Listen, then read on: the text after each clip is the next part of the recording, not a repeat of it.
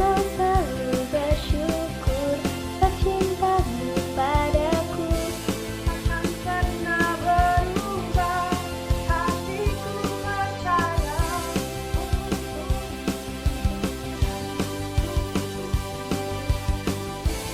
Namun kasih setiamu tak pergi dariku.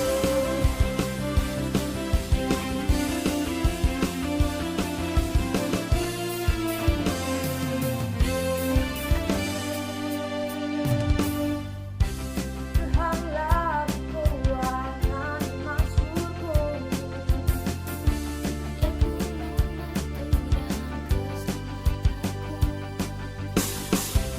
Hanya padamu hatiku percaya. Allah menara, kota perlindungan.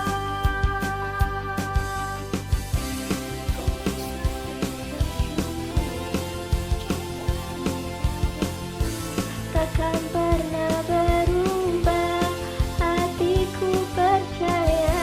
Walau bumi bergoncang, gunung-gunung beranjak.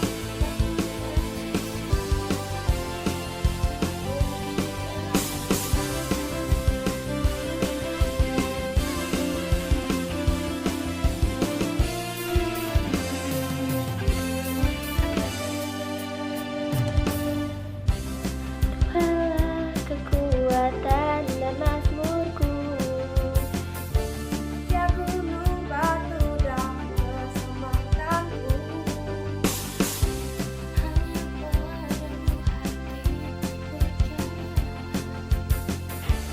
Kaulah menara dan kota perlindungan. Ku mau selalu bersyukur atas cintamu padaku.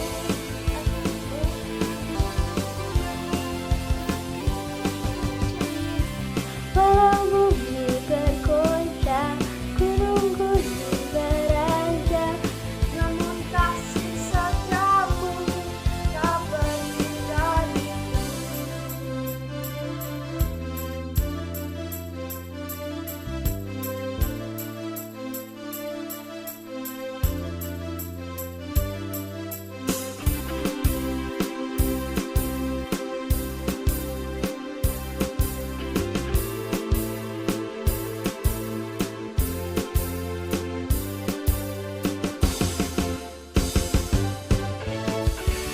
Ku mau selalu bersyukur atas cintamu padaku.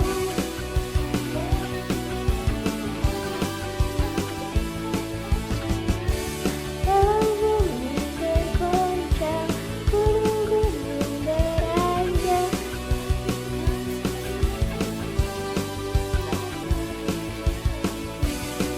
Kasih setiamu tak pergi dariku.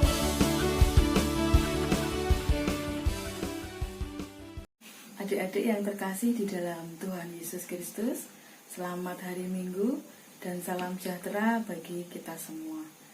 Di tengah kondisi yang mengharuskan kita untuk tetap di rumah aja karena pandemi virus COVID-19, Ibu berharap adik-adik semua dalam keadaan sehat dan tetap bersemangat. Seperti judul khotbah pada hari ini, hatiku berkobar-kobar. Adapun firman Tuhan yang mendasari pada hari ini diambil dari Lukas 24 ayat 13 sampai dengan 35 dengan perikop Yesus menampakkan diri di jalan ke Emmaus. Adik-adik siapkan dulu Alkitabnya karena kita akan bersama-sama mencermati apa saja yang termuat di dalam perikop tersebut. Adik-adik yang terkasih di dalam Tuhan Yesus Kristus, bacaan kali ini tentang kisah Tuhan Yesus yang menampakkan diri kepada murid-muridnya untuk yang kedua kali setelah dia bangkit. Sebelumnya Tuhan Yesus sudah menampakkan diri kepada Maria Magdalena dan Maria yang lainnya di dekat kuburnya. Nanti adik-adik bisa membaca dari Matius 28 ayat 1 sampai dengan 10. Kisah ini dimulai ketika 2 orang murid Yesus sedang dalam perjalanan menuju ke Emmaus yang terletak kira-kira 7 mil jauhnya dari Yerusalem. Mereka pulang ke kampung halamannya untuk kembali menjalani kehidupan lama, seperti sebelum mereka mengikut Tuhan Yesus. Adik-adik bisa membaca dari ayat 13 dan 14 pada Lukas pasal 24 tadi.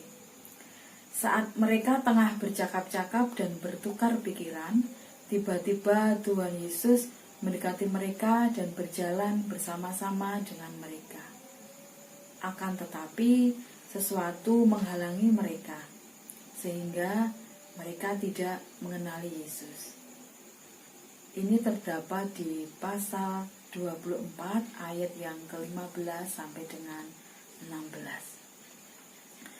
Penderitaan, kesedihan, kekecewaan, dan kedukaan yang menyebabkan mereka tidak mengenali Tuhan Yesus yang hadir di tengah-tengah mereka di dalam perjalanan itu. Mereka tampak muram, mereka tampak sedih karena harapan mereka tidak menjadi kenyataan. Harapan bahwa Yesus yang akan membebaskan bangsa Israel. Bahkan mereka tidak percaya dengan kisah kebangkitan Yesus yang sudah diceritakan kepada mereka. Ada di dalam ayat 21 sampai dengan 24. Di sepanjang perjalanan, Yesus banyak mengingatkan mereka tentang apa yang telah dinubuatkan dan ditulis oleh para nabi jauh sebelumnya, tentang Mesias yang mengalami semua penderitaan demi menebus dosa seluruh umat manusia. Yesus menegur keras para murid dengan kalimat, "Hai orang bodoh." Kalimat itu dilontarkan karena melihat para murid hanya mengarahkan diri pada penderitaan, kekecewaan, kedukaan, sehingga mereka lupa bahwa Yesus yang telah mati akan bangkit dalam kemuliaannya. Sesaat sebelum mereka memasuki Emmaus, mereka meminta Yesus untuk mampir ke tempat tinggal mereka, karena hari sudah menjelang malam. Ini ada di ayat 28 sampai dengan 29. Waktu ia duduk dan makan dengan mereka, ia mengambil roti, mengucap berkat, lalu memecah-mecahkannya dan memberikan kepada mereka. Dan ketika itu terbukalah mata mereka dan mereka pun mengenal Dia. Akan tetapi Dia lenyap dari tengah-tengah mereka. Dan kata mereka seorang terhadap yang lain, "Bukankah hati kita berkobar-kobar ketika Ia berbicara dengan kita di tengah jalan dan menerangkan kitab suci kepada kita?" Setelah mereka mengalami peristiwa tersebut, mereka segera kembali ke Yerusalem dan mengabarkan kepada murid-murid Yesus yang lain bahwa Tuhan Yesus sudah bangkit dari kuburnya. Ini terdapat di ayat 33 sampai dengan 35. Adik-adik yang terkasih di dalam Tuhan Yesus Kristus, kadangkala kesedihan, penderitaan, serta kegagalan kerap singgah di dalam hidup kita. Satu waktu mungkin kita pernah dikecewakan oleh sahabat yang telah kita percayai. Di lain waktu kita mendapatkan nilai yang buruk, padahal kita sudah berusaha belajar dengan sungguh-sungguh. Mungkin juga orang yang kita kasihi tiba-tiba melakukan perilaku yang mengecewakan kita. Bahkan terkadang terjadi juga kekecewaan karena janji orang tua tidak bisa ditepati. Saudara kandung mungkin pernah juga membuat kita bersedih, atau kondisi seperti saat ini, kita harus berada di rumah dulu. Hal-hal yang seharusnya bisa kita lakukan harus kita hentikan terlebih dahulu, seperti bermain bersama teman, jalan-jalan, ke sekolah, bahkan ke gereja. Semua harus kita hentikan dan kita kerjakan di rumah dulu. Dan tentu saja kalau kita tidak mengingat kasih Tuhan, itu bisa melemahkan semangat kita. Demikian juga dengan murid-murid Yesus. Mereka meyakini bahwa Tuhan adalah Mesias atau Juru Selamat yang akan membebaskan mereka dari penjajahan Romawi. Namun apa dikata? Ternyata Tuhan kemudian ditangkap, bahkan disalibkan, mati, dan kemudian dikuburkan. Kebebasan, kemerdekaan yang telah mereka impikan dalam waktu yang lama mendadak sirna. Harapan yang hampir saja terkabulkan ternyata tidak menjadi nyata.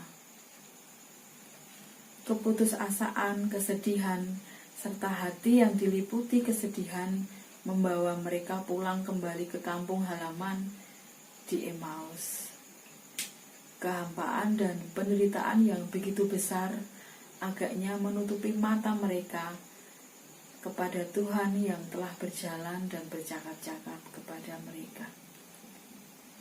Kejadian seperti ini mungkin pernah kita alami saat kegagalan, penderitaan, kekecewaan datang kepada kita. Pikiran kita cenderung terfokus pada hal itu semua.